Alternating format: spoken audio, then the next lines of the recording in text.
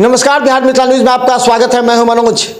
बता दें कि राजनीतिक विशेषज्ञ बताते हैं कि इस बार कुछ ऐसे पार्टी के नेता थे जिन्हें राष्ट्रीय जनता दल और बीजेपी ने हाशिए पर रखा।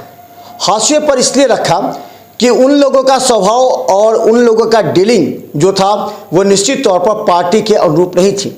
यानी अगर एक कहें तो मुकेश सहनी भाजपा के साथ जुड़े रहे, भाजपा के साथ उनकी डील फाइनल होती रही, बात चलते रहे, लेकिन वह भाजपा पर ही आग बरसते रहे, भाजपा के खिलाफ बोलते रहे, जो कि उनके लिए सबसे बड़ा नुकसानदेह साबित हुआ। और ये देखा बीजेपी ने उन्हें कहा कि अगर आपको चुनाव लड़ना है तो बीजेपी में विलय कर जाइए। वो तैयार नहीं हुए, विलय नहीं हो पाया। उसके बाद वो राष्ट्रीय जनता दल पर ध्यान दिए। राष्ट्रीय जनता दल में लालू प्रसाद यादव ने साफ कहा कि आप पर भरोसा नहीं हो सकता, आप कभी जीत कर फिर बीजेपी में चले जाइएगा, इसलिए आप अपने पार्टी का विलय कर दीजिए, फिर आपको सीट मिलेगी।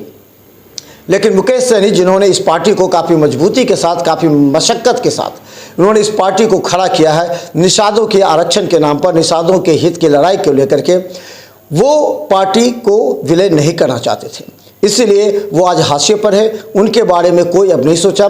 महागठबंधन का भी पूरा सीट शेयरिंग फार्मूला सामने आ चुका है, एनडीए का भी हो चुका है। अब मुकेश सहनी शांत होकर 2025 के विधानसभा चुनाव की तैयारी में अपने नेता कार्यकर्ताओं को उत्साहित करने में लगे हैं कि आप अभी डरिए मत, निराश मत होइए, आपको 2025 के चुनाव में काफ़ी मदद मिलेगी और आपकी जीत होगी और आपको टिकट भी मिलेगा, जिस पर वो आप बीजेपी हो या आरजेडी से बात करेंगे, लेकिन 24 चुनाव के बाद।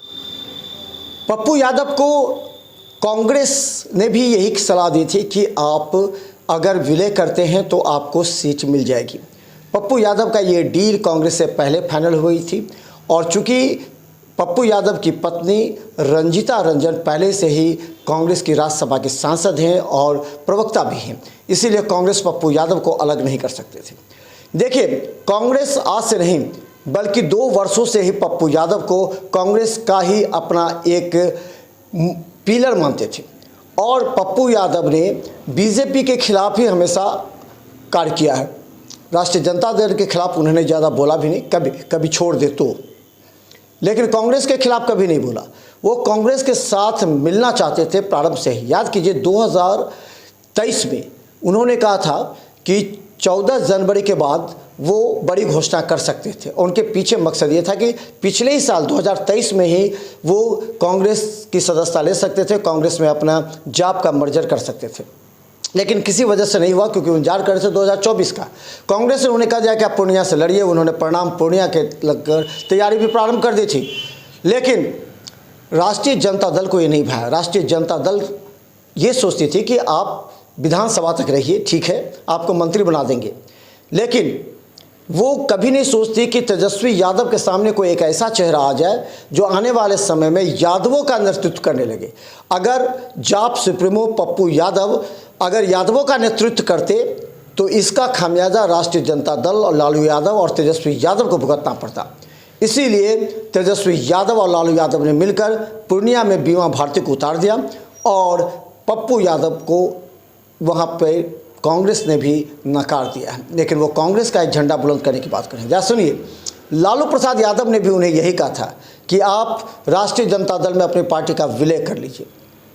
पप्पू यादव ने वहाँ कुछ नहीं कहा, लेकिन वो दूसरे ही दिन जाकर के कांग्रेस में विलय कर ली, क्योंकि वो ने साफ संदेश दे दिया कि अगर हमको विलय ही करना है तो राष्ट्रीय पार्टी से क्यों नहीं करेंगे, जो हम लालू प्रसाद यादव की राजद से करेंगे।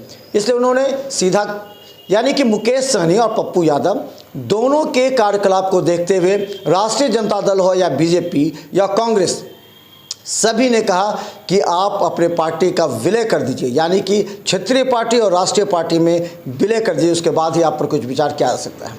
देखिए कितना धोखा हो गया पप्पू यादव के साथ। कांग्रेस ने वादा कर दिया था कि पूर्णिया सीट मिलेगी, लेकिन राष्ट्रीय जनता दल ने अपना उम्मीदवार उतार दिया। ये चार समझ सकते हैं आप। जिस कांग्रेस पार्टी के बारे में लालू यादव बड़ी बड़ी बातें करते थे, जिस कांग्रेस पार्टी को लालू यादव कहते थे कि वो जो कहेगी हम मानेंगे, और कांग्रेस पार्टी प्रमुख दावेदार वो कहते थे लालू प्रसाद यादव जो कहेंगे, तो आप सोच सकते हैं कि कांग्रेस के वरीय नेता और लालू यादव या तेजस्वी यादव के बीच अगर कांग्रेस दबाव डालती कि नहीं पप्पू यादव ही कांग्रेस के उम्मीदवार होंगे, तो क्या राष्ट्रीय जनता दल इनकार कर सकती थी? अगर कांग्रेस चाहती कि नहीं हम आपसे तालमेल नहीं करेंगे, देखिए राष्ट्रीय जनता दल झुक जाती।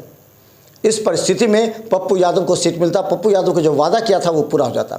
लेकिन कांग्रेस ने भी कहीं ना कहीं धोखेबाजी कर दी, जिससे पप्पू यादव वहाँ से महागठबंधन के उम्मीदवार नहीं हुए और इसका नतीजा है कि वहाँ सीट का नुकसान हो सकता है, क्योंकि बीमा भारती वहाँ पर तेज तरार है और वह चुनाव लड़ने के लिए मैदान में उतर चुकी हैं। 2 तारीख को पप्पू यादव नॉमिनेशन करेंगे और 3 तारीख को बीमा भारती।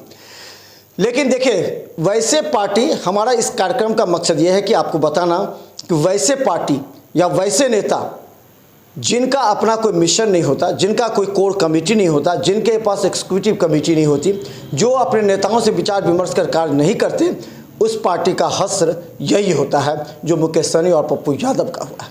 अब यह देखकर पाशुपतिनाथ पारस भी यही सोच रहे हैं कि उनका क्या होगा। देखिए, बिहार महागठबंधन ने 3 नेताओं को तो नकार ही दिया, अब विधानसभा में क्या होता है इस पर नज़र सबकी। देखते रहिए बिहार मिसाल न्यूज़। यूट्यूब में भी सर्च कर सब्सक्राइब कीजिए, हर पॉलिटिकल अपडेट हम आपको दिखाते रहेंगे। धन्यवाद।